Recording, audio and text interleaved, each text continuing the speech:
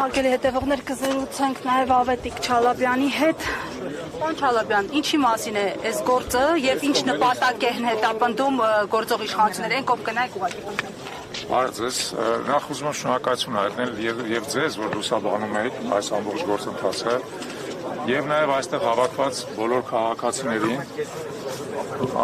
որոնք այստեղ եկել են իրենց քաղաքացիական պարտքը կատարելու, որովհետեւ մենք ականատես ենք լինում մեր պետությունում բռնապետություն հաստատելու բացահայտ փորձի։ Մեր աչքի առաջ տեղի ունեցել ուղղակի սոսկալի իրադարձություն։ Սամվել Կարապետյանը, որը Հայաստանի Հանրապետության հեղինակավոր, հարգարժան, շատ մեծ վաստակ ունեցող քաղաքացի է, որը հսկայական քանակությամբ եւ աշխատատեղեր ստեղծել, եւ բարեգործություն արել, եւ Արցախում հսկայական ներդրումներ կատարել։ Այսօր իրավիճակ ունենք, որում նա եկեղեցու բակում ասած ընդամենը մեկ արտահայտության համար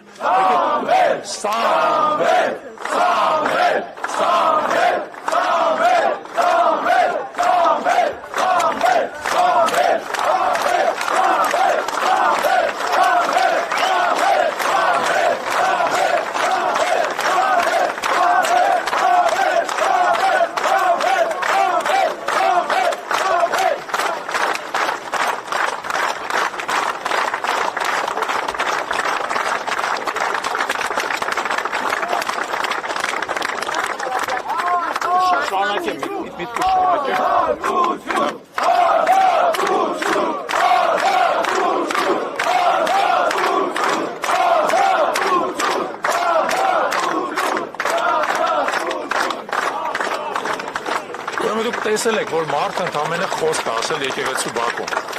Այդ խոսքի մեջ չկար բռնության կոչ, այդ խոսքի մեջ չկար որևէ իշխանազավթման կոչ, այդ խոսքի մեջ չկար ընդհանրապես ասած որևէ ապօրինի բան։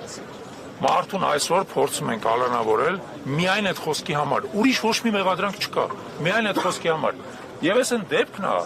երբ որ մեզանից յուրաքանչյուրը Սամվել Կարապետյանը, ես ուզում եմ ասեմ նույնը, ես երեք եմ ասել այն։ Պատրաստ եմ սուրը ձեռքիս զոհվել Սուրբ Էջմիածնի շեմին, որովհետև Սուրբ Էջմիածինը այդ այն օրանն է, որից դուրս է եկել մեր ժամանակակից քրիստոնյա ազգը։ Մենք որպես հայ քրիստոնյա պարտական ենք Սուրբ Էջմիածին եւ այդ պարտականությունը նաեւ Սուրբ Էջմիածինը պաշտպանելով է։ Սամվել Կարապետյանը պաշտպանել է Սուրբ Էջմիածինը։ Եվ մեզ այն յուրաքանչյուրը այստեղ հավաքվածներից համոզված են, որ պատրաստ է պաշտպանել Սուրբ Էջմիածինը եւ պաշտպանել ոչ թե պետությունից, այլ պաշտպանել օտարի թշնամու կամակատարներից, որոնք զավթել են մեր պետությունը։ Իրանք այսօր չպետք է փորձեն մեզ ներկայացնել, որ սա պետության եւ եկեղեցու հակադրությունն է, ոչ դա այդպես չի։ Դա թշնամական պետությունների, Թուրքիայի եւ Ադրբեջանի եւ հայ ազգի հակադրությունն է։ Ներկայացված տվյալ դեպքում հայ առաքելական եկեղեցու, որով մեր ազգի առանցքային ինստիտուցիոնալ կառույցն է։ Այսօր դա տեղի ունենում եւ պատահական չի, որ ստեղ մենք տեսնում ենք բազմահազար քաղաքացիների, որոնք իրենց սրտի կանչով,